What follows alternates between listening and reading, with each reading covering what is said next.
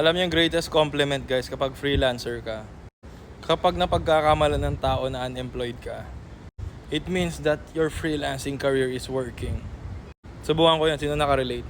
May time kasi sa buhay ko guys na pinopost ko lagi sa social media ko, naggagala ako, nasa beach ako noon. Saan ako napapadpad noon. Basta gala-gala, kain sa labas, mga ganun.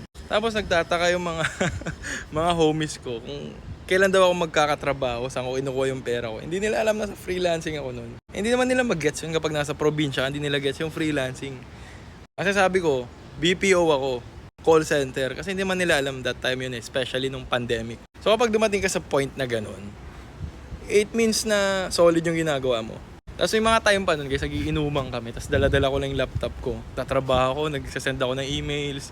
Minsan pa meron akong mga meeting na with client. Tapos, hindi nila gets na work ko na pala yun. Tapos umiinom ako. May times din nun na sobrang chill kasi na-hit ko na yung quota ko since nasa sales ako. 1 week or first week ng month, tapos ko na yung quota ko. So 3 weeks chill na ako nun. Sarap lang. Yan yung pinakamasarap na part guys. Kapag yung client mo every week magpapasahod sa'yo. Sino naka-experience nun? Every week boss, every Friday nun sinasahuran ako nun. Tapos every week nilalabas yung commission namin. Sarap man. So, ba't ko nasabi sa inyo to guys? Sa mga taong aspiring freelancer dyan, possible ito yung magiging future nyo. And guys, marami mas malupit sa akin sa internet. Pag pinanood yung mga ibang freelancer na may mga agency, mga pumapaldo, grabe yung buhay nila, diba? Ako, isa lang ako sa mga simpleng guys na parang nasubukan ko kumita tas na-enjoy ko. Kaya ko siya sinashare sa inyo.